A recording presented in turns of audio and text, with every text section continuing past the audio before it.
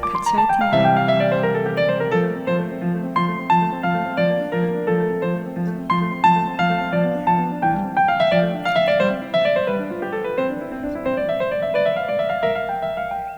안녕하세요.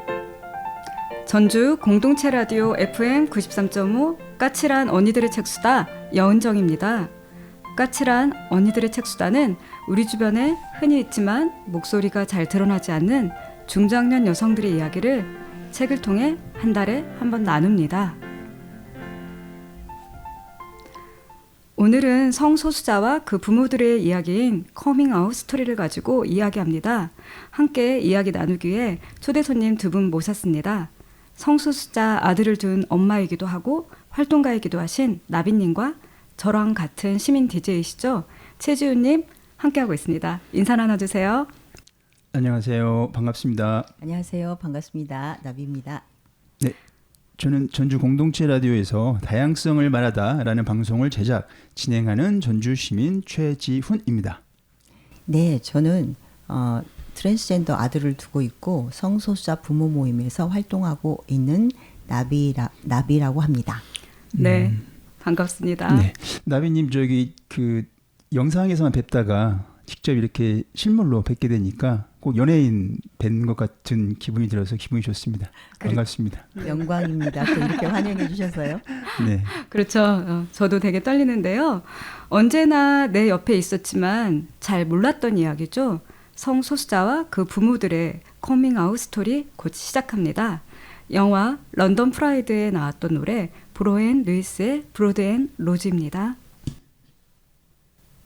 As we come marching, marching in the beauty of the day, a million darkened kitchens, a thousand millofts grey, are touched with all the radiance that a sudden sun discloses. For the people hear us singing, bread and roses, bread and roses.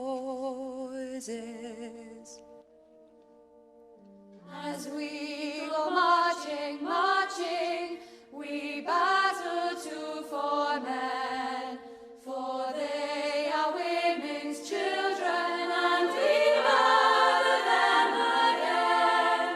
Our lives shall not be sweated, from birth until life closes. Our starve as well as bodies, give us bread, but give us roses.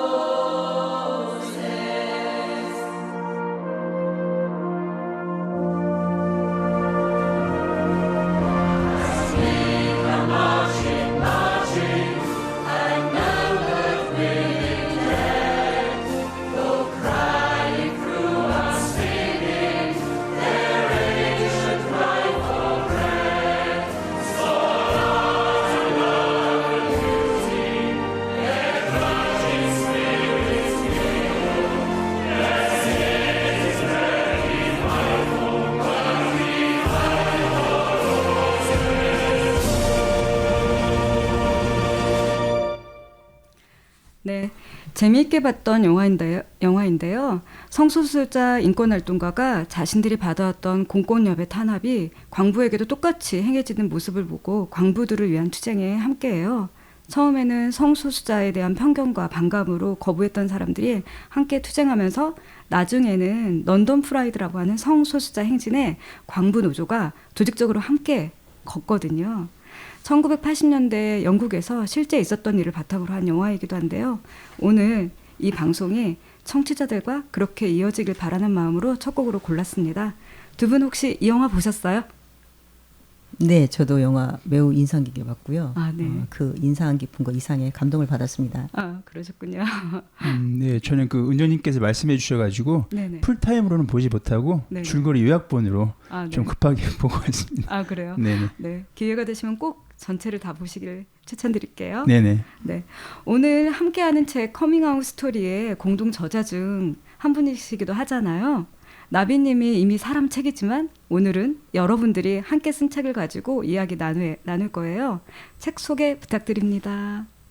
네, 커밍아웃 스토리는 성소수자 부모 11명과 당사자 15분의 이야기를 들은 실은 이야기입니다. 커밍아웃이라고 하는 것은 벽장 안에서 밖으로 나오다라는 의미로 성소수자들이 다른 사람에게 자신의 성 정체성이나 성 지향성을 밝히는 일인데 특히 부모, 가족에게 밝히기가 되게 힘든 부분이 있죠. 우리나라에서 이 커밍아웃을 하는 확률은 거의 20% 정도라고 해요. 80% 정도는 부모님이 돌아가실 때까지 자식이 정말 어떤 사람인지 그 자식의 중요한 정체성을 모르고 돌아가신다고 하는데 그만큼 커밍아웃이 두렵고 힘들고 꼭 하고 싶은 것이기 때문에 매우 중요한 일이고 그것에 관한 여러 가지 이야기들을 부모들이 받은 이야기 또 자식들이 하는 이야기 또 하고 싶은 이야기들을 쓴 책입니다. 아, 그렇군요. 네. 오늘 이제 저자가 직접 오시니까 좀 긴장이 되는데요. 저도 책 읽으면서 많은 부분에 눈길이 가서 체크하면서 읽었어요. 나비님도 지우님도 저도 다 아이를 키우는 부모잖아요. 그래서 이 책을 읽으면서 저는 많은 부분 저 자신을 좀 되돌아보게 되었는데요. 오늘 차근차근 이야기 나누면서 하나씩 풀어보도록 하겠습니다. 제가 오늘 방송을 준비하면서 주변인들에게 이번 주제가 커밍아웃 스토리인데 혹시 궁금한 거 있으면 물어봐주라고 요청을 했거든요. 그랬더니 어떤 분들은 별 상관없지 않나? 라고 쿨하게 답변하시는 분도 있었고 굳이 내가 성소수자다라고 말할 필요가 있나? 그렇게 드러내놓고 말하는 게 불편하다는 분도 있었어요. 또 그들이 어떻게 살든 상관없는데 내 눈엔 띄지 않았으면 좋겠다라는 식으로 말해서 물어본 제가 오히려 더 불쾌한 느낌이 들더라고요. 두 분은 혹시 평소에 성소수자에 대해서 어떻게 생각하셨어요? 우선 제가 먼저 말씀드리면 그 평소 청소년의 성 네. 그리고 청년, 중년, 노년까지 포함한 성인의 성에 대한 그 관심이 많았거든요. 네. 그래서 이런 관심의 연장선상에서 성소수자도 더불어 같이 이제 살아가는 사회니까 성소수자의 성에 대해서도 좀 알고 싶다라는 생각을 좀 요즘 갖게 돼가지고 조금씩 공부하고 있습니다. 네. 네. 혹시 나비님은 이제 성소수자의 부모이긴 하시지만 그 전에는 혹시 어떤 생각을 하고 계셨는지 궁금해요. 네, 저도 저희 아이가 이제 성소수자인 걸 알기 전까지는 네. 뭐 LGBT 정도, 레즈비언, 게이, 뭐 트랜스젠더, 바이섹슈얼 정도 알고 있었어요. 네네. 그래서 뭐 그게 약간 혼동을 많이 했었던 부분도 있었고 또 본인들이 좋다는데 정도로 일테면 섹슈얼 정도로 좀 생각을 하는 부분이 있었고요. 막상 저희 아이가 커밍아웃 하고 나서 이러저러 알고 보니 뭐 섹슈얼, 젠더 또 혹은 인간의 어떤 존엄성, 사람 그 자체 이런 부분까지 좀 뭔가 알물 확장하게 좀 되었죠. 아, 네. 그렇군요. 이제 차근차근 더 이야기 나눠야 될 부분이 많은 것 같습니다. 사실 저는 평상시에는 저도 별 상관없다고 생각하고 살았거든요. 그 사람이 동성이든 뭐 이성을 좋아하든 내가 아는 사람은 그냥 그 사람일 뿐이라고 생각하고 있었는데 근데 만약 그게 내 자녀라면 조금 걱정이 되더라고요. 다른 건 아니고 다르다는 이유로 혹시 괴롭힘을 당하지는 않을까 좀 걱정은 되지만 아이들이 잘 헤쳐나갈 수 있을 거라는 그런 믿음은 좀 있거든요. 근데 이제 사회적 혐오가 워낙 심하다 보니까 좀 걱정은 되고요. 나비님은 트랜스젠더인 아드님이 있잖아요. 혹시 양육 과정에서 짐작하셨을까요? 저는 뭔가 이제 흔히 말하는 이제 젠더 표현이라고 하는데요. 네네. 아이가 얘기할 때 본인의 성과 다른 모습을 보일 때, 그런 모습을 볼 때, 우리 이제 전라도 말로 좀 선머스마 같다. 이제 저희 아이는 이를테면 지정성별, 여기서 지정성별이란 태어날 때 외부 성기를 기준으로 성별을 지정하잖아요, 우리가. 그래서 이제 뭐 여자아이다, 남자아이다 하는데 그렇게 저희 아이는 여자아이로 지정성별이 이제 지정이 되었죠. 그렇게 저희가 알고 살았고, 그런데 이제 흔히 말하는 되게 보이시한 그런 모습을 보일 때 그냥 그런가 보다, 성향이 그런가 보다 정도 생각을 했었고, 그래서 오히려 저희 아이에 대해서 의심하지 않았던 것 같아요. 나중에 이제 참고로 저희 아이는 어렸을 때부터 지정성별 여성인데 자꾸 여자아이한테 연애 편지를 쓰길래 저는 얘가 레즈비언 성향이 있을 수 있다 생각을 했어요. 왜냐하면 제가 그런 생각을 했던 이유는 저희 중학교 때 제 친구 중에 그 레즈비언 친구가 있었거든요. 그러니까 그것이 그렇게 별나지 않았던 걸로 느껴졌던 것 같아요. 그래서 저희 아이가 여자아이한테 연애편지 쓸 때 얘는 레즈비언 성향이 있을 수도 있네라고 꾸준히 썼으니까 중학교 때 제가 너 혹시 레즈비언 아니니? 라고 일종의 이제 아우팅을 시도를 했고 지금 생각해 보면 그럴 때 저희 아이가 별 뭐 적이 없이 나 그래? 라고 얘기를 하더라고요. 그 정도로 생각을 했었고 23살 때 이제 비로소 이제 트랜스젠더라고 얘기를 이제 저한테 이제 정식으로 커밍아웃을 한 거죠. 저는 좀 궁금했어요. 저희 아이한테 레즈비언도 괜찮다고 생각했던 엄마에게 왜 오랜 세월 동안 트랜스젠더인 걸 얘기하지 못했는지. 그랬더니 저희 아이가 본인도 혼란스러웠대요. 자기가 어떤 상태인지. 레즈비언으로는 설명할 수 없는 그런 자기의 이상한 모습이 스스로가 괴물 같았고 설명할 수 없다가 TV에 이제 하리수 배우가 나오니까 내가 저런 사람이구나라고 그때 알았다는 거예요.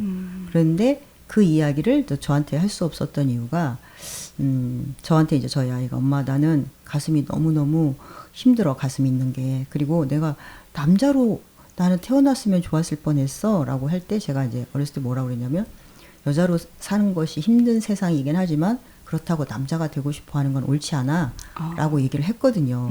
제 머릿속에는 트랜스젠더라고 것이 없기 때문에 저희 아이를 이해를 못했던 것 같아요. 그래서 저희 아이가 저런 엄마를 어떻게 이해를 시킬 것인가 라고 얘기를 못하고 꽤 힘든 시간을 살았고 그래서 제가 생각한 것은 제가 중학교 때 저의 그 레즈비언 친구를 봤기 때문에 저희 아이가 어렸을 때부터 그런 성향을 보일 때 그것이 별 문제가 아니었던 것처럼 만약에 내가 주변에 트랜스젠더를 직접 눈으로 봤다라면 저희 아이가 그런 표현을 할 때 정말 제가 어떤 그런 정말 무지에서 나오는 혐오의 말을 하지 않고 도와줄 수 있었을 텐데 그런 생각을 되게 많이 했어요. 그래서 좀 더 적극적으로 우리 주변에 트랜스젠더 있어요, 성소수자 있어요를 좀 얘기하고 싶다라는 생각을 갖게 된 계기였습니다. 그 양육 과정에서 조금씩은 조금 다른 사람과 좀 다르다고 하는 걸 알고 계셨고 조금은 마음속에서 그런 거를 받아들이고 계셨다는 이야기네요. 나비님이 이제 간단하게 트랜스젠더라고 말씀하셨지만 네네. 그 영상 매체를 보니까는 그 아드님의 성적 지향과 성별 정체성 상당히 길게 소개하시더라고요. 그래서 괜찮으시면 이 자리에서 한번 소개해 주시면 감사하겠습니다. 네, 요청해 주셔서 감사합니다. 저는 어디 가서 저희 아이를 소개할 때 바이젠더, 팬로맨틱, 에이섹슈얼로서 트랜지션 마친 트랜스젠더 남성입니다라고 소개해요. 여기에서 이제 바이젠더라는 것은 우리가 흔히 말하는 뭐 젠더라는 건 남녀 두 개로만 구분해서 얘기하는데 네네. 그걸 이제 바이너리라고 그러죠. 나눌 수 있는 거. 남녀로만 구분이 되지 않는 논바이너리인데 거기에는 남성, 여성으로만 얘기할 수 없는 혼재된 또 저희 아이가 또 혼재될 수도 있고 없을 수도 있어요. 에이젠더도 있을 수 있는데 저희 아이의 경우는 바이젠더 해서 남성과 여성의 성을 동시에 느끼는 거죠. 그 머리로 느끼는 네네. 젠더를 느끼는 거고 그다음에 팬로맨틱이라는 것은 사랑을 정신적인 사랑 혹은 어떤 끌림의 감정적 끌림. 그렇죠. 감정적 끌림이 있고 또 몸으로 느끼는 섹슈얼한 사랑이 있는데 감정적 끌림은 젠더와 상관없이 그러니까 남성이든 여성이든 뭐 바이젠더든 트랜스젠더든 어떤 사람에게는 끌림은 느낄 수 있다. 성별에 관계없이 네, 감정적 성별에 끌림은 상관없이. 끌릴 수 있다. 그렇죠. 감정은 끌릴 수 있는데 이제 그 어떤 육체적인 섹슈얼로는 어떤 섹슈얼한 감정은 어떤 누구에게도 느끼지 못한다. 네. 그래서 이제 A 부정 어미를 접두어를 붙여서 A 섹슈얼이라고 하고요. 그리고 트랜지션을 마쳤다고 하는 건 이제 트랜스젠더 중에서도 우리나라에서는 이제 뭐 어떤 정식 성확정 수술 예전엔 성전환 수술이라고 했지만 지금은 성확정 수술이라고 하는데 성확정 수술이라는 그런 트랜지션을 전부 다 마친 사람을 우리나라는 트랜스젠더라고 하는데 외국의 경우에는 호르몬 치료라던가 아니면 호르몬 치료 없어도 본인의 젠더를 나는 트랜스젠더라고 명명하겠어. 그러면 그렇게 오케이 해주는 것도 있거든요. 그래서 이제 트랜지션을 마친 트랜스젠더 남성이라고 얘기하고 있고요.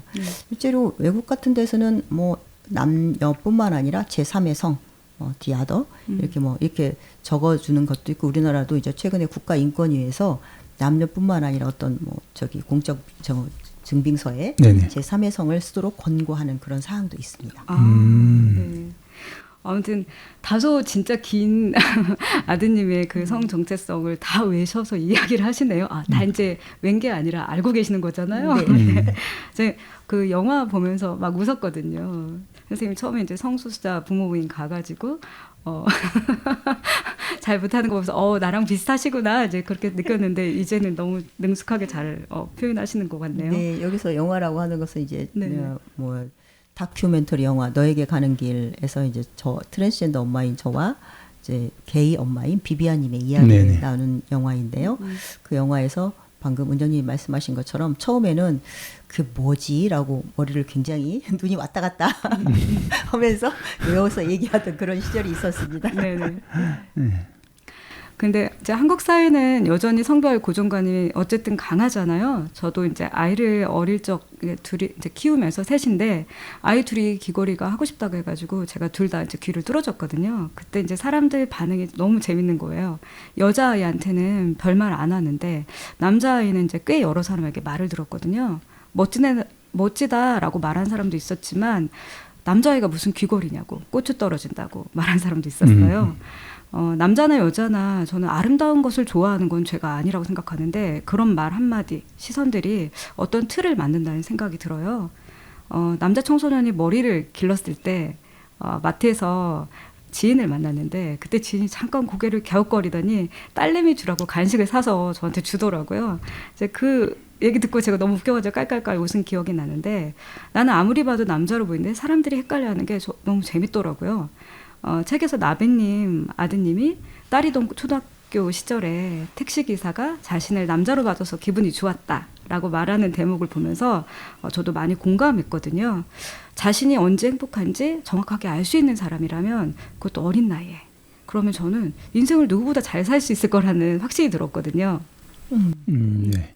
그 아름다워 보이고 싶은 욕구는 남녀노소 누구에게나 기본적으로 있는 욕구라고 생각합니다. 요즘 텔레비전 한번 봐보세요. 얼마나 아름다운 꽃미남 스타일의 연예인이 많습니까? 일반인도 물론이고요. 역사적으로도 고려시대에는 남성이 화장하고 액세서리로 막 이렇게 꾸미는 일이 또 유행했다고 하잖아요. 그렇다고 그런 남성을 보고 너 이상해 라고 지적할 수는 없다. 그냥 성향의 다름이지 틀림이 아니다. 성소수자를 바라보는 우리의 시선도 좀 다름으로 받아들여졌으면 하는 좀 개인적인 바람입니다. 네.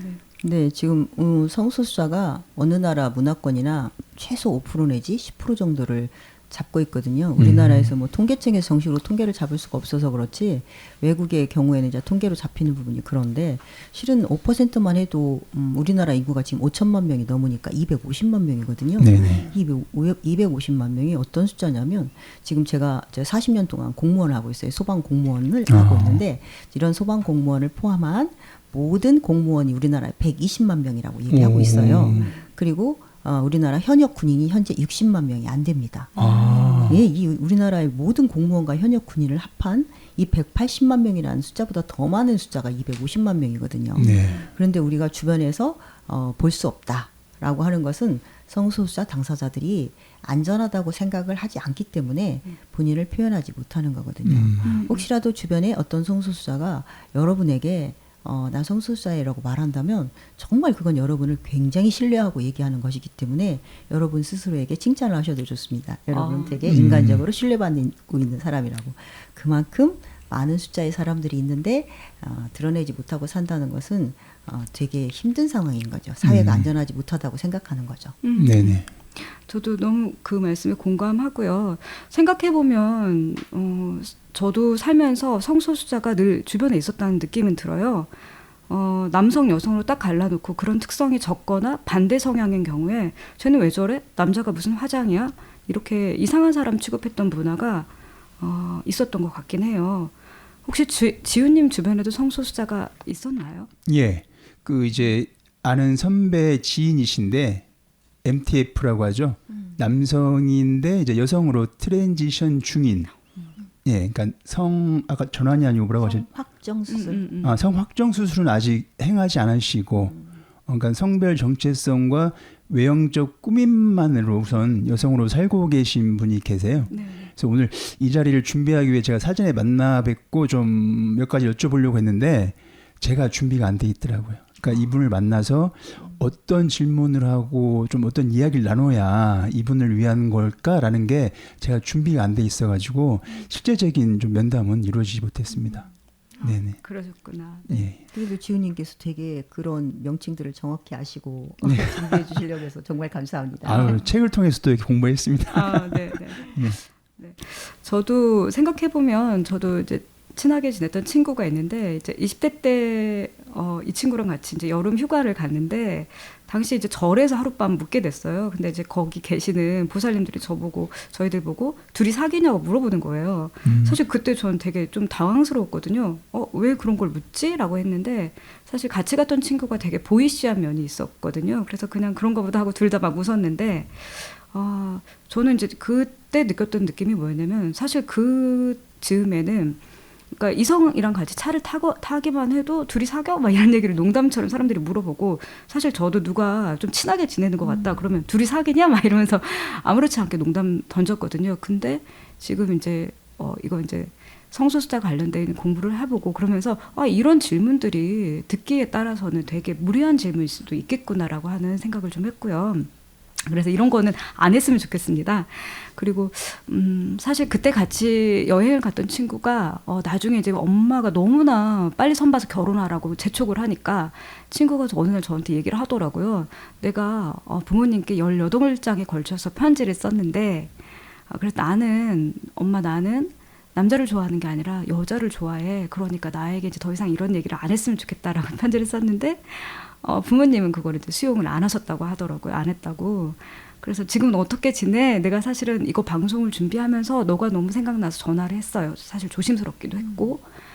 그리고 사실은 그 말을 들었을 때 저는 이게 커밍아웃인지 몰랐어요. 저는 커밍아웃은 정확하게 나는 성소수자야라고 저한테 이야기하는 걸로 생각했는데 근데 이미 그 친구가 얘기했던 말 속에 들어있던 말이었는데 저는 이게 커밍아웃인지 아닌지 좀 헷갈려가지고 조심스러워서 물었었거든요. 그랬더니 그렇게 이야기하고 나서도 부모님은 계속 좋은 사람 있으면 데려오라고 이렇게 얘기를 하시고 그래서 친구는 그 뒤로는 다시 커밍아웃을 다시 하지는 않았다 하고 하더라고요.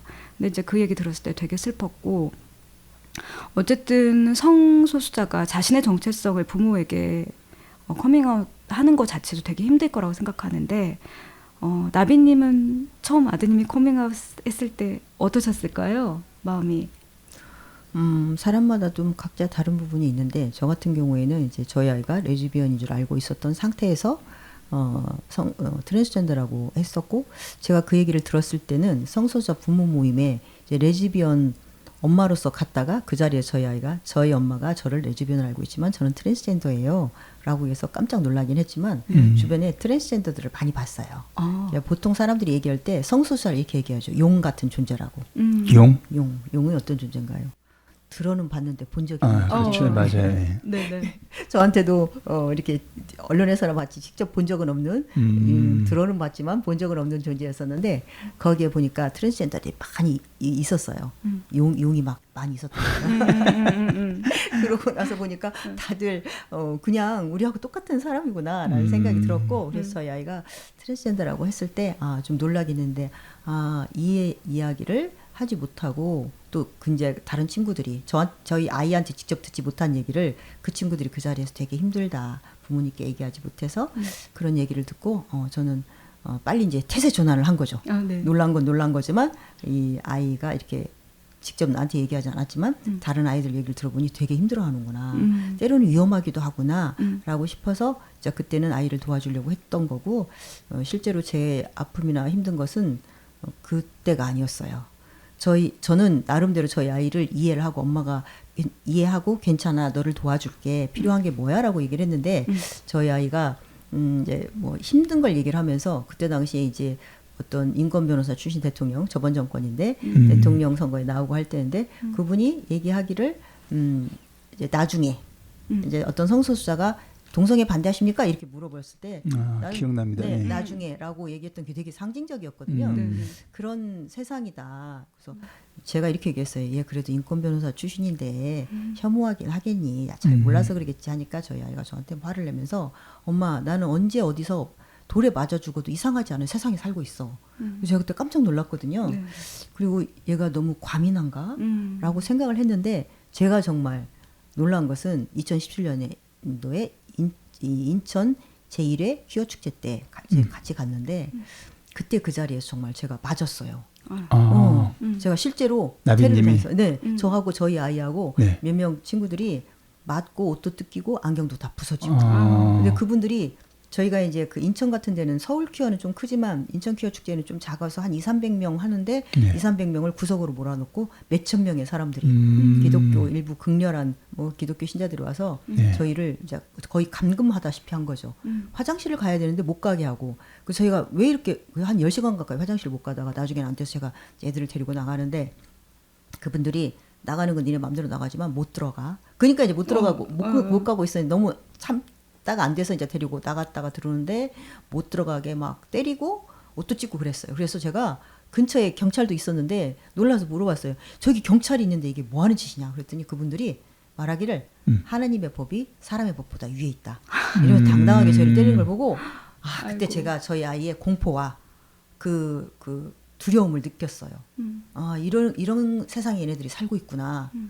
어른들은 실은 저는 못 느껴봤잖아요. 성소수자가 아닌 어른인 사람은 못 느껴본 공포를 네네. 성소수자 친구들은 당사자들은 느끼고 있는 것이었기 때문에 내가 그냥 힘들겠지. 라고 생각하는 건 그냥 나의 생각일 뿐이고 이런 실제적인 공포를 저도 느끼는데 얼마나 힘들고 그래서 실제로 트랜스젠더 자살률이 세계적으로 높아요. 11월 30일은 TDUR이라고 해서 트랜스젠더 추모의 날을 별도로 정해서 전 세계적으로 추모를 할 만큼 자살률이 되게 높거든요. 그래서 그때 그걸 느끼고 이거 성소수자가 여서 힘든 세상이 아니라 성소수자를 차별하는 세상이어서 힘들구나라는 걸 그때 좀 느꼈던 것이 제일 힘들었던 거죠.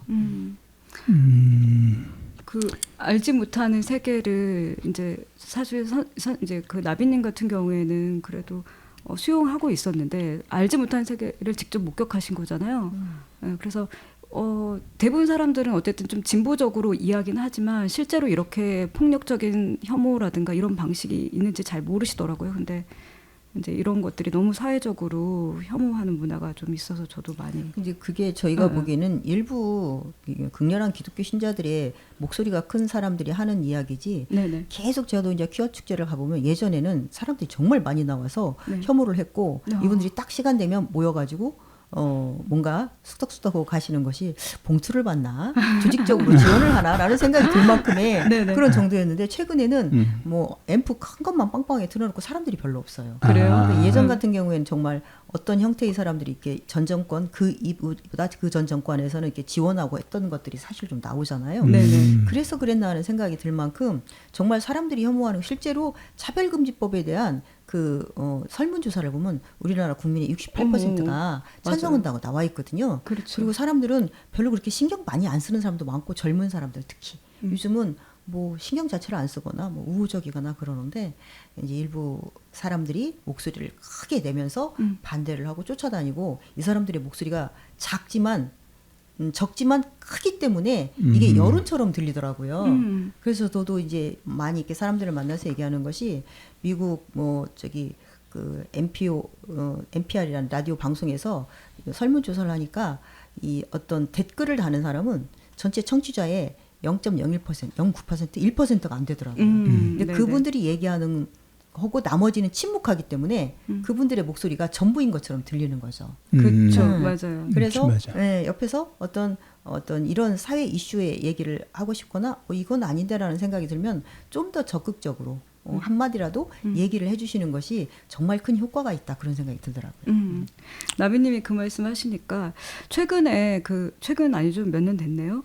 그 사랑의 정의가 기독교 보수 세력에 의해서 바뀌었다는 얘기를 이 책에 보면 나오거든요. 그래서 보니까 원래 사랑이라고 하는 정의가 어떤 상대의 매력에 끌려서 열렬히 그리워하거나 좋아하는 마음이었는데 이 기독교 보수 세력이 이게 너무 싫었던 건가 봐요. 그래서 남녀 간에 그리워하거나 좋아하는 마음으로 수정되었다고 하더라고요. 정말 사랑의 형태 되게 다양하잖아요. 그리고 넓잖아요. 근데 어떻게 남녀 간의 사랑으로만 규정될 수 있는지 저는 그 편협함과 그 집요함에 정말 깜짝 놀랐거든요. 그렇죠. 그렇게 네. 퇴보하는 상황도 되고 또 저 최근에 학생 인권 조례도 학생 인권 조례가 있으면 뭐 동성애 반대를 못 한다. 이런 이유로 폐지도 하고 하는 건데 네네. 이게 당장은 뭐 되게 불안하고 우려스럽고 뭐 세상이 퇴보하나라는 생각이 들지만 결국은 그 목소리가 끝까지 커질 수는 없다고 생각을 해요. 역사는 계속 진보하는 쪽으로 뭐 나선형이지만 직선은 아니지만 나선형으로라도 계속 진보하는 쪽으로 다 와 있고 학생 인권 조례를 폐지하니까 학생 인권법을 지금 발의하려고 그러거든요. 네. 그런 것처럼 이 혐오의 목소리가 당장은 뭐 마이크가 주어지니까 그게 크지만 그게 얼마나 정말 그 안 예쁘고 품이 없는지 그런 것들이 알게 될 날이 올 거라고 생각합니다. 네네. 그 나비님이 이제 그 이제 종교 말씀하시니까 그 이제 종교인과 성소수자에 대해서 좀 잠깐 얘기를 할 기회가 있었는데 그 세상에 남자와 여자가 있지만 또 성소수자도 분명히 같이 공존해 있지 않습니까? 그래서 네. 그분의 말씀은 하늘에 계신 분이 그만한 이유가 있기 때문에 성소수자분들도 이 세상에 나오게 한 것이다라고 이렇게 열린 대답을 또 해주시더라고요. 그래서 분명히 뭐 종교마다 차이가 다르긴 하겠지만 그렇게 열려 계신 종교인 분들도 많이 계시다 좀 이렇게 말씀드리고 싶고요. 그리고 그 은정님이 이제 그 국어사전 네네. 사랑에 대한 정의 네네. 바뀌었다는 거 그 말씀하시길래 그 변해갈 수밖에 없는 흐름이라는 게 있다고 생각을 합니다. 네네. 네. 그것을 내부에서 이제 저항한다고 해서 계속 거부할 수는 없다고 보고요. 글로벌 초연결의 시대에 살고 있는 지금이니까 외부로부터의 유입과 영향까지 거부할 수는 없거든요. 시간이 지나면 국어사전에서 사랑의 정의가 또 다시 한번 바뀌는 날이 오지 않을까 싶습니다. 네. 네. 네. 책 속 한 챕터 보면 가족의 의미를 쓴 강동희 님이 글을 쓰셨는데 거기 보면 자신이 성소수자임을 인식하고 수용하는 데까지 힘든 시간을 보냈다는 대목이 나와요. 아까 이제 나비님의 아드님도 그렇게 자신을 수용하는 데까지 시간이 좀 걸렸다는 말씀을 하셨는데 그러면서 어떤 이야기를 하냐면 공교육에서 성소수자에 대한 개념을 접해보지 못한 나는 스스로가 무언가 남들과 다른 듯한데 내가 남들과 다른 점을 수용하기엔 아는 것이 없었다. 만약 아는 것이 있고 그 알을 바탕으로 나를 긍정할 수 있었다면 내 삶은 달라졌을 것이다. 학교에서 다양성, 다름, 차이를 어떻게 존중해야 하는지 나와 다른 이들과 어떻게 공존해야 하는지 배운 적이 있다면 우리가 스스로 상처를 받고 누군가에게 상처를 주는 것은 안 했을 거라는 말을 하고요. 제가 청소년 노동인권 교육을 나가는데요. 학교에 강의 가는데 어느 날 제가 그 노동인권 교육 강사 보수교육을 갔어요. 그런데 어느 학부모가 외부 강사가 와가지고 동성애 옹호 발언을 했다면서 항의했다는 말을 하시더라고요.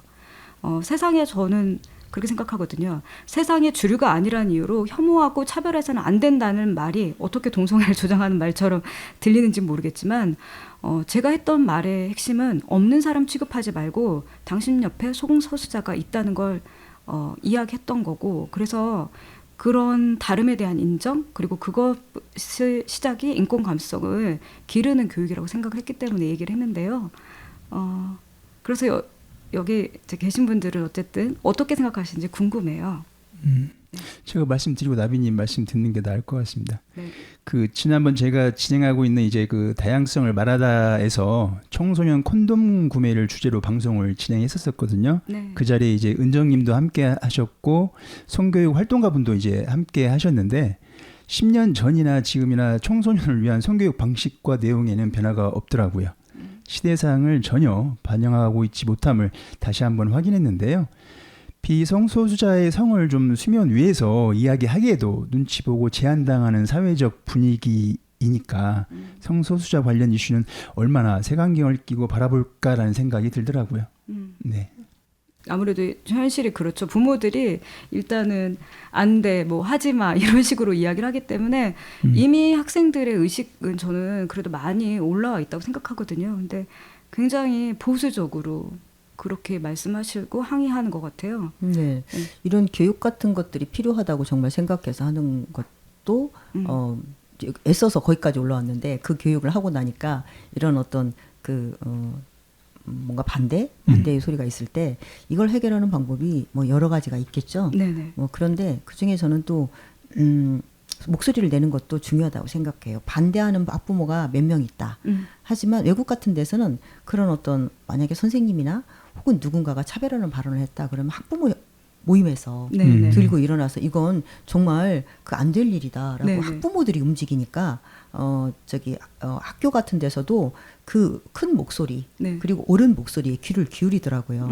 우리나라에서는 당장 내가 불편한 사람이 갑갑한 사람이 혹은 싫은 사람이 그 목소리를 내고 그걸로 끝인데 다른 사람들은 왜 저렇게 유난스러운가라고 해도 본인이 목소리를 내는 것을 꺼려해요. 나도 유난스러운 사람으로 보일까봐 우리 그런 정서와 문화를 어떻게 보면 악용하는 거죠. 그 틈새를 목소리 크고 이런 뭐 지독스럽게 뭐 어떤 것을 추구하는 사람들이 그래서 한번 생각을 좀 바꿔서 우리도 우리 일상의 모든 것이 우리가 하는 모든 행위가 생활의 모든 행위가 일종의 꼭 막 그 정치가가 하는 정치가가 아니라 정치적인 행동이잖아요. 네네. 이런데 아니 왜 그렇게 싫다고 해? 세상이 어느 때인데 이런 뭐 성평등 교육이라던가 공정 혹은 포용 교육 이런 걸 해야지라고 시민들이 얘기를 해줄 때 학부모들이 얘기를 해줄 때 그렇게 목소리를 내는 사람이 좀 잦아들고 학교에서도 좀 힘을 얻을 거라고 생각해요.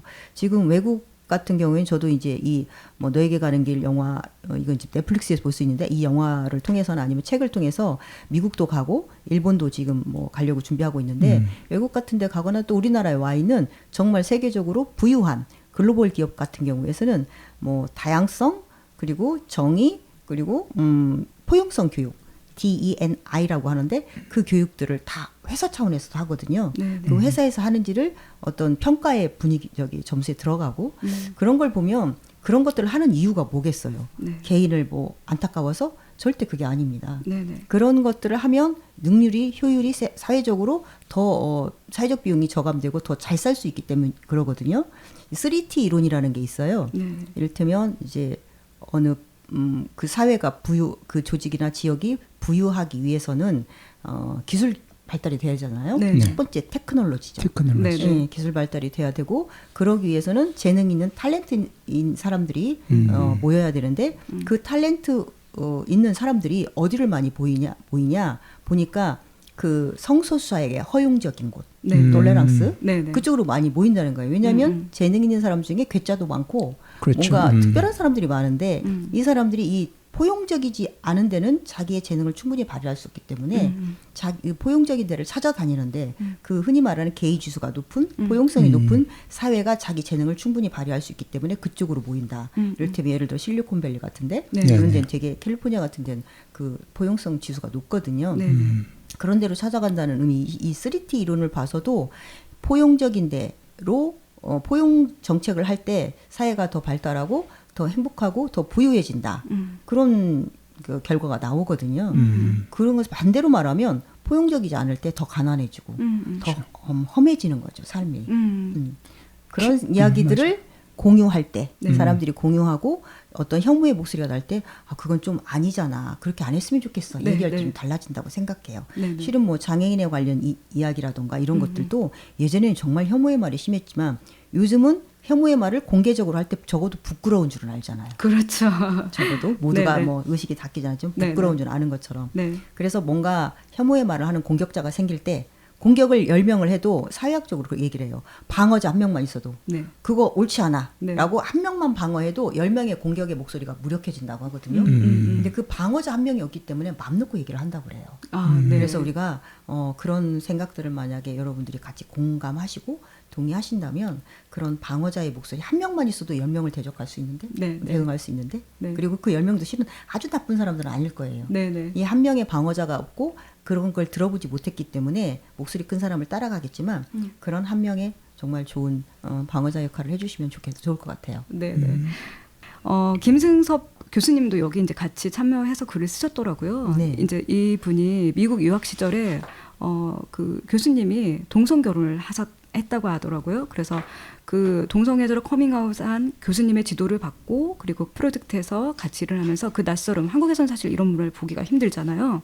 그래서 되게 줄여나갈 수 있었는데 한국에 다시 돌아왔을 때 너무나 깜짝 놀랐다고 얘기를 하시더라고요. 왜냐하면 그 당시 2000년대 초반까지만 해도 특히 2017년 대선 때도 그랬죠. 동성애 찬반 논쟁부터 혐오를 너무나 공개적으로 하는 거 보고서 깜짝 놀랐다고 하는데 그 예전에는 이제 동서양의 차이점 중에 하나는 서양은 개개인의 개성을 존중하는 네. 개인주의가 우선시된다. 반면 동양은 집단의 성격, 성향을 우선시하는 집단주의를 언급했었잖아요.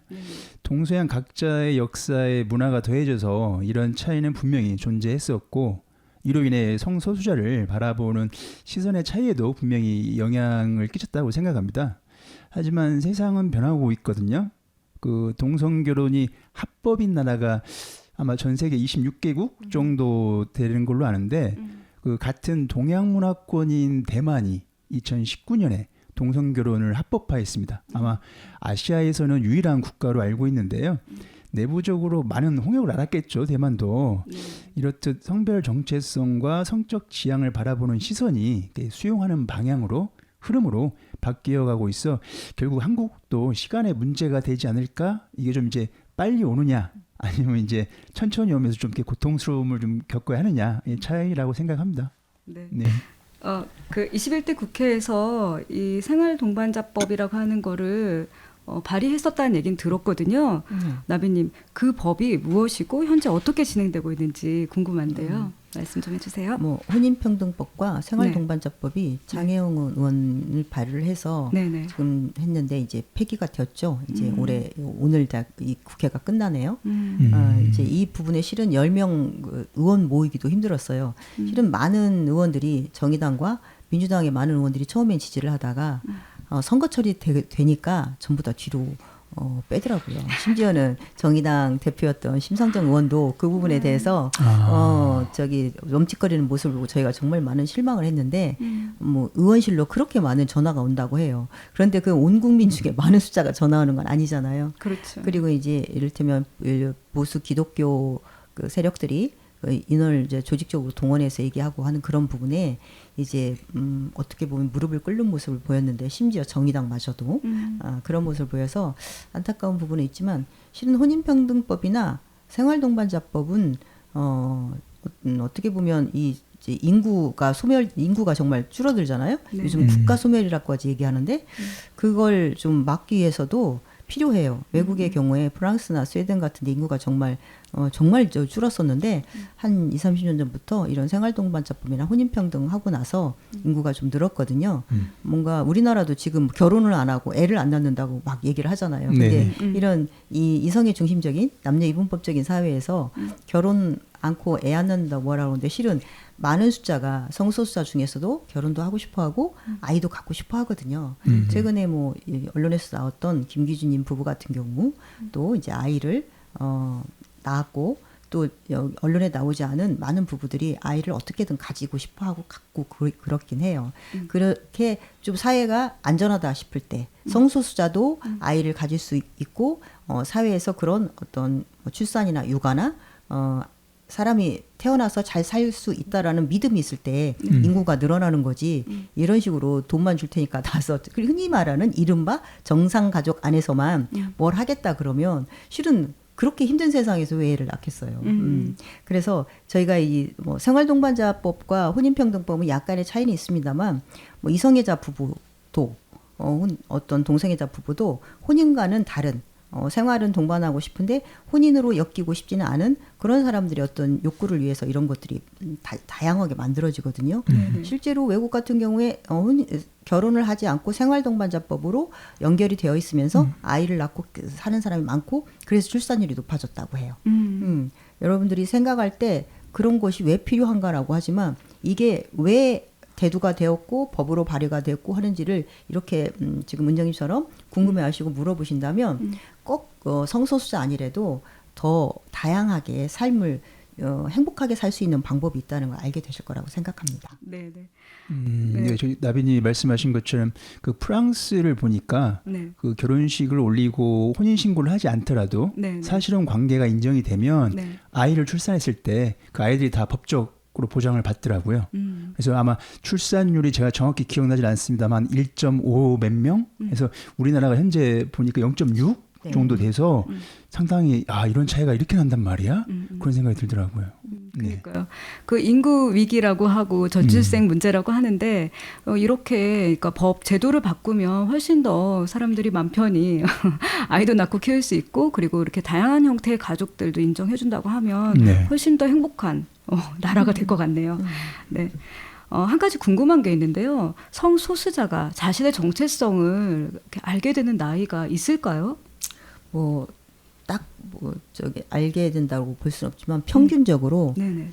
트랜스젠더 아이들 친구들 같은 경우에는 한 3, 4살부터 안다고 그래요. 저희 아이도 3, 4살 때부터 그 젠더 표현을 분명히 했는데 그래서 이런 것이 있죠. 우리나라는 이제 그런 걸 모르기 때문에 20살 넘어서 이렇게 본인들이 알고 힘들어하는데 왜냐하면 외모가 다 이렇게 되잖아요. 근데 외국 같은 경우에는 한 서너 살, 4, 5살 때부터 얘기를 하면 좀 선진국의 경우에는 이 아이를 이제 내분비과나 정신과나 상담쌤과 의논을 해서 저희 아이 같은 경우 지정성별 여성이잖아요. 네. 1차 성징 나타날 때 이제 아이가 이런 표현을 하면 여성 호르몬 억제제를 주고 2차 성징 계속 꾸준히 지켜보다가 본인이 트랜스젠더인 걸 더 확신하고 주변 사람들이 또 이제 알게 되고 그 2차 성징 나타날 때까지 트랜스젠더로 본인을 규정하는구나. 이 규정은 남이 하는 게 아니라 본인이 하고 네. 전문가들이 옆에서 이제 같이 지켜보는 거죠.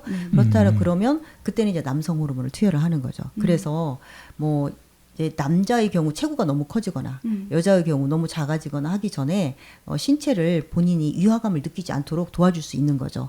어렸을 때 호르몬 치료를 하면. 그런데 우리나라는 그런 걸 전혀 생각을 못하고 또 그러기 때문에 이제 이 트랜스젠더 친구들이 트랜스젠더는 실은 되는 게 아니거든요. 자기의 본래 전체성을 찾아가는 거죠. 거거든요. 그렇죠. 예, 맞아요. 찾아가는데 너무 늦게 찾게 되면 자기 신체에 대한 유화감, 디스포리아를 느껴서 그걸로 인해서도 정신건강이 되게 힘들어져요. 그래서 이제 특히 트랜스젠더들이 더 그러기도 하는데 트랜스젠더 아닌 뭐 레즈비언, 게이 그런 성적 지향에 관한 성소수자 분들도 실은 청소년 성소수자에 관한 자살 시도율을 보면 8배 이상 높거든요. 네. 우리나라 청소년 안 그래도 되게 자살률이 높잖아요. 그렇죠. 그런데 청소년 성소수자는 8배 이상 자살 시도율이 높은데 또 트랜스젠더 같은 경우에도 그런 신체적인 유화감이 또 플러스되어서 사는 거 되게 힘들고 여러 연구에서 나왔다시피 정신적 스트레스가 건강에 해를 끼치는 많은 영향 그런 것들이 나와서 좀 살기 힘든 건데 뭐 어떤 사람들은 네가 그럼 트랜스젠더로 살지 말지 그랬냐라고 얘기하는 건 마치 제가 여성이어서 사회에서 받는 여러 가지 겪는 어려움 힘들어 할 때 그러면 너 여자로 태어나지 말지 그랬냐? 남자로 태어나지 그랬어. 네. 이런 이야기인 거죠. 실은 그런 이야기를 하는 게 얼마나 저급합니까? 그렇죠. 네. 그럼 저 여기서 저도 이제 그 커밍아웃 스토리 책을 통해서 이제 아이가 아들 하나, 딸 하나거든요. 그래서 성적 지향, 그다음에 성별 정체성이 무엇인지 지금 계속 현실점 관찰을 하고 있습니다. 아직 어리니까. 네네. 그래서 여기서 나비님께 한 가지 여쭤보고 싶은 게 아드님이 커밍아웃 했을 때 그 시점 이후에 그 성별 정체성이나 성적 지향이 또 이렇게 변화를 하나요? 아니면은 그때 커밍아웃 했을 때 그대로이신 건지. 네, 그게 궁금합니다. 그 정체성은 완성된 게 아니라 평생에 걸쳐서라고 해요.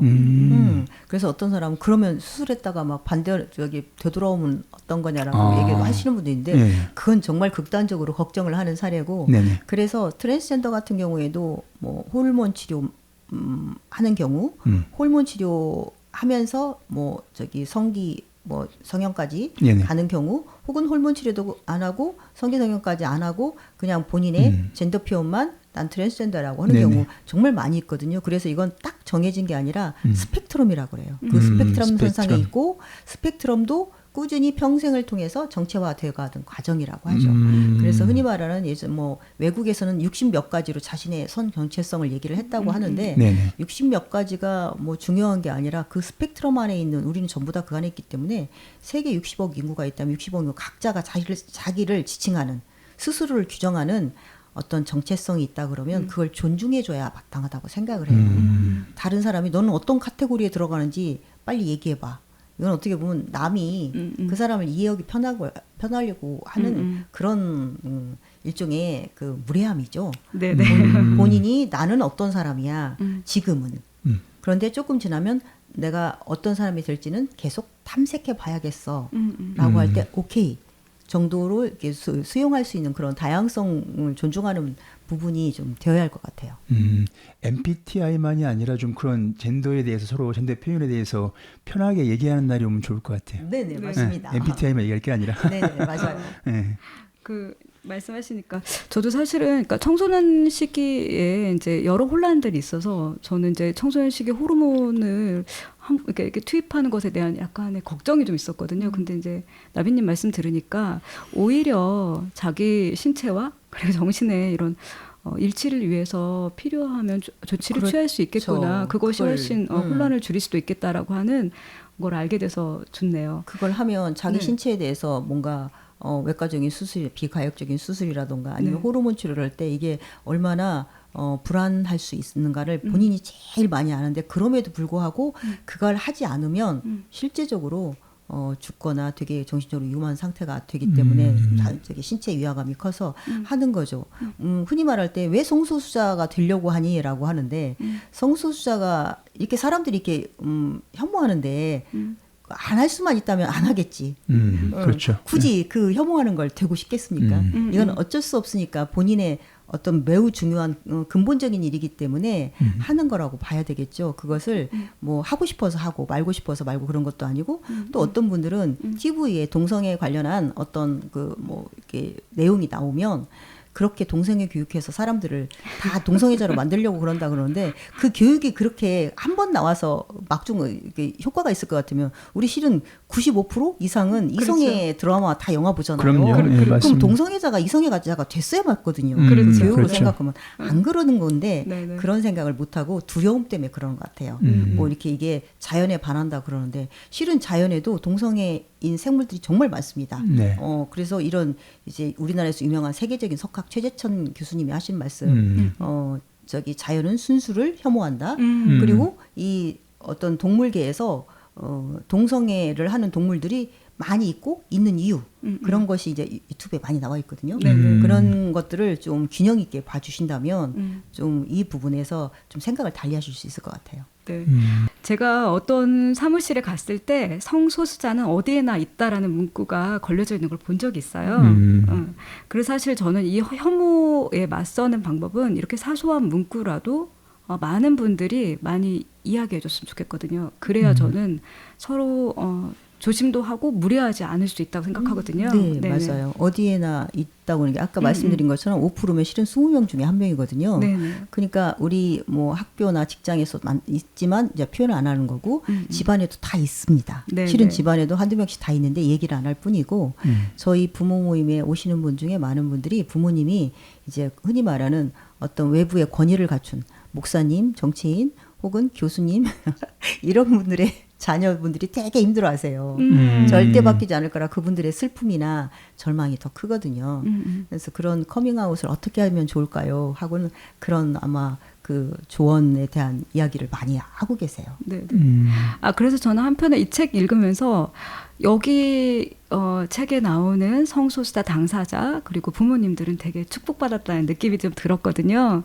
그리고 이제 여기 보면 부모님께 커밍아웃 하지 않은 분도 나와요. 더 많으시겠죠. 네네. 그래서 사실 커밍아웃을 꼭 해야 된다고 하는 압박을 하는 거는 사실은 굉장히 폭력적이라고 생각하고요. 그래서 저는 어쨌든 우리들이 이런 이야기를 많이 나눠야 된다고 생각하거든요. 그래서 이 프로그램을 듣고 있는 아직 커밍아웃 하지 않은 성소수자 분께 한마디 부탁드릴까요? 네, 커밍아웃이란 주제로 정말 저희가 많은 그 사람들과 얘기를 했는데 커밍아웃은 선택입니다. 해도 되고 해도 안 해도 돼요. 하지만 커밍아웃을 이제 하고 싶어 하는 이유는 부모와 가족과 나의 친밀한 사람과 나의 본질적인 모습을 드러내고 정말 친밀해지고 싶어서 하는 행위거든요. 네네. 그래서 실은 커밍아웃을 하고 만약에 어떤 부모님이 받았다라면 정말 그건 고마워하셔야 돼요. 왜냐하면 포기하면 부모를 포기하면 커밍아웃을 안 하거든요. 포기하고 체념을 안 하는데 그래도 부모에게 하는 이유는 커밍아웃이란 자식이 부모를 지레짐작하지 않고 자식의 넓은 세계에 초대하는 일이거든요. 그 넓은 세계에 초대장을 받으시는 겁니다. 부모 입장에서는. 그래서 아이에게 힘들었겠구나. 내가 도와줄 일이 무엇일까? 나도 엄마도 힘들지만 이제 곧 너하고 같이 이런 이야기를 하고 싶어라는 이런 사랑의 말을 해줄 수 있으면 가장 좋고, 또 당사자들 입장에서는 커밍아웃을 그런 초대장을 보냈을 때 부모님이 나의 그 초대장을 잘 받아주시면 고맙겠지만 받아주시지 못한다면 그 또한 부모님의 문제지 나의 문제는 아니에요. 내가 성소수자에서 부모님께 고통을 주고 가정에 어떤 파문을 일으켰다라고 그런 비난을 받는데, 실은 내가 가만히 있다가 파문을 던진 게 아니라 이 성소수자 입장에서 이 커밍아웃을 한다는 행위는 더 이상 이걸 하지 않고서는 견딜 수 없을 만큼 자신의 존재가 무너질 것 같이 힘들어서 커밍아웃을 하는 거거든요. 네. 그렇게 내 존재가 부서질 것 같아서 하는 커밍아웃을 받고 가족들이 왜 가정의 평화를 깨느냐라고 하는 것은 실은 그건 가벼운 거잖아요. 나의 존재가 부서지는 것에 비하면 너무 죄책감 갖지 않으셨으면 좋겠어요. 커밍아웃의 결과가 좋지 않다 하더라도 해도 되고 안 해도 되지만 꼭 하고 싶으면 하시는데 그 결과가 정말 축하받을 일이면 좋겠지만 만약에 그렇지 않다 하더라도 그것에 대해서 너무 죄책감 갖지 않으셨으면 좋겠다. 그렇게 말씀드리고 싶고요. 네. 실은 우리가 뭐 어떤 유교문화권에서 가족의 나의 뿌리라고 생각하고 부모에게서 지지받지 못하면 나의 존재가 부정당하는 그런 느낌을 갖지만 실은 나의 뿌리가 가족은 아니에요. 우리가 오랫동안 유교적인 전통 안에서 그렇게 교육을 받아왔던 거지 사람의 뿌리가 어떻게 가족이 됩니까? 그리고 우리가 흔히 말하는 정상성의 가족이라든가 행복한 미디어에서 보는 행복한 가족도 맞지만 사람이라는 건 매우 불완전한 존재들이 모여서 가족을 이루기 때문에 나의 가족이 그렇게 훌륭하지 않을 수도 있기 때문에 너무 그 부분에 대해서 내 가족은 왜 그럴까, 나의 뿌리는 왜 그럴까 고민하지 않으셨으면 좋겠어요. 나의 가족이 어떠한 반응을 보이더라도 중요한 건 성소수자 당사자분께서 자신을 좀 소중하게 지키고 성소수자인 것을 너무 두려워하거나 스스로에 대해 슬퍼하지 말고 자기를 지지하는 친구들과 또 다른 가족으로 잘 살아가셨으면 좋겠어요. 네네. 아무튼 성소수자 당사자와 그리고 부모님께 이제 전하는 말씀 들었고요. 혹시 지훈님은 네. 동료 시민들에게 네. 혹시 전하실 말씀 있으실까요? 그 자녀가 평범하고 무난하게 살기를 바란다고 말씀하시는 이제 부모님들이 많으신데요. 평범하고 무난하게 사는 삶은 어떤 삶일까요? 누가 이렇게 사는 것이 평범하고 무난한 삶이야 라고 규정하고 강제할 수 있는 것인가? 우리는 연예인을 보면 와 화려하고 멋지게 산다라며 부러워하기도 하잖아요. 네네. 근데 오히려 그들에게는 그렇게 사는 삶이 당연하고 평범한 삶일 수 있듯이 성소수자는 자신의 성별 정체성대로 살아가는 것이 유난스러운 것이 아닌 평범한 삶이라는 것을 다시 한번 생각해보고 그렇게 또 인정하고 바라보고 있는 비성소수자도 있다는 것을 좀 알아주셨으면 합니다. 네. 네. 알겠습니다. 이번에도 성소수자 축제가 있는 걸로 알고 있어요. 우리나라에서 매년 지역마다 열리는 걸로 알고 있는데 올해는 언제 어디서 열리는지 간단한 안내 부탁드립니다. 네, 올해 이제 성소수자 퀴어 문화 축제 흔히 퀴퍼라고 하죠. 퀴어 퍼레이드를 하는 데가 있는데 네네. 올해는 이번 주 토요일인 6월 1일 서울 퀴어 축제가 열립니다. 이것도 네. 장소를 아직 공개하지 않았어요. 왜냐하면 또 혐오세력들이 쫓아와서 반대할까 봐. 하지만 어떤 형태로든 퀴어 축제는 계속 될 거고요. 네. 이 이후에도 7, 8월 전국 퀴어 축제가 계속 진행될 예정이라 여러분들이 주변에서 혹시 같이 가서 연대해주고 기뻐해 네네. 주신다면 큰 도움이 될 것 같고 또 여러분들께서 이제 그 지지 의사를 표시하거나 할 때 뭐 쫓아다니면서 지지한다고 할 수도 없고 이런 가끔 물어보셔서 제가 이걸 하고 왔는데 이 I am ally, ally는 지지자라는 뜻인데 네. 이런 배지라던가 우리 은정님이 하고 계시는 이런 티셔츠나 이런 뭐 뱅글 이런 것들을 해주신다면 주변에 성소수자가 표를 내지 않아도 나를 지지하는 사람이 있구나라고 되게 숨을 쉴 수 있는 그런 공간을 마련해 주시는 거고요. 또 이런 책자 성소수자 지지자를 위한 동료 시민 안내서 같은 책을 보신다면 정말 적극적인 지지의 그런 애정을 좀 더 표현해 주실 수 있을 것 같고 보시면 좋겠고요. 오늘 말씀드린 커밍아웃 스토리 같은 경우에도 실은 이제 저희 한국에서 나온 한티제 출판사에서 나온 책인데 실은 세종도서 우수 도서로 선정되어서 정말 많이 오. 팔린 책이거든요. 네네. 그런 책들 좀 보시면 좋겠고 이런 책들도 보신다면 아마 많은 도움이 될 것 같습니다. 네. 음. 감사합니다. 꼭 읽어보도록 하겠습니다. 오늘 방송에서 이야기 나눠주신 우리 나빈님과 지훈님, 이제 청취자분들께 마지막 인사를 나눌까 하는데 혹시 더 하실 말씀 있으실까요? 저 먼저 하고 나비님 할까요? 네네. 그 전주 공동체 라디오 다양성을 말하다라는 프로그램을 제작 진행하고 있는데요. 비성소수자가 성소수자를 좀 이해하기 위해서는 좀 쉽게 다가가야 된다고 생각합니다. 그래서 저희 다양성을 말하다에서는 성소수자를 좀 이해하기 위한 프로그램을 기획하고 있거든요. 그렇기 때문에 관심 있는 분들의 많은 좀 응원과 참여하고 싶은 성소수자분들 또는 비성소수자분들이 있으면 전주 공동체 라디오로 언제든지 연락 주십시오. 감사합니다. 네, 저 같은 경우에는 방금 전에 커밍아웃 스토리 책과 성소수자 지지자를 위한 동료 시민 안내서를 여러분께 소개시켜 드렸는데 또 영화 넷플릭스에서 볼 수 있는 너에게 가는 길을 보셔도 그걸로 아마 많은 친구들이 부모님과 가족들에게 커밍아웃을 하고 있거든요. 여러분들이 좀 봐주신다면 조금 더 영화로서 깊게 다가갈 수 있을 것 같고 무엇보다 이 프로그램을 듣는 여러분들께서 이렇게 열린 마음으로 여기 은정님과 지훈님과 함께 해주셔서 정말 감사드리고 이런 자리를 빌어서 여러분께 이야기할 수 있게 초대해 주시고 또 귀를 열고 들어주시는 청취자 여러분께 감사드립니다. 네, 저도 감사합니다. 까칠한 언니들의 책수단은 성소수자와 그 부모들의 이야기인 커밍아웃 스토리를 가지고 성소수자 부모 모임에서 활동하고 계신 나비님과 전주 공동체 라디오 다양성을 말하다 진행자이신 최지은님과 함께 이야기 나눴습니다. 작별 인사 나눌게요. 네, 감사합니다. 감사합니다. 네. 다음 시간에는 조한진희님이 쓴 아파도 미안하지 않습니다를 가지고 이야기 나눕니다. 오늘 마지막 곡은 소녀시대의 다시 만난 세계입니다. 전주 공동체 라디오 FM 93.5 까칠한 언니들의 책수다였습니다. 이 방송은 본방으로는 6월 21일 금요일 오전 9시 FM 93.5에서 방송되고요. 재방은 그 다음 주인 28일 나갑니다. 그리고 유튜브로도 업로드 되는데요. 많은 청취 바랍니다. 오늘 두 분 귀한 시간 내주셔서 정말 감사합니다. 네, 감사합니다. 감사합니다.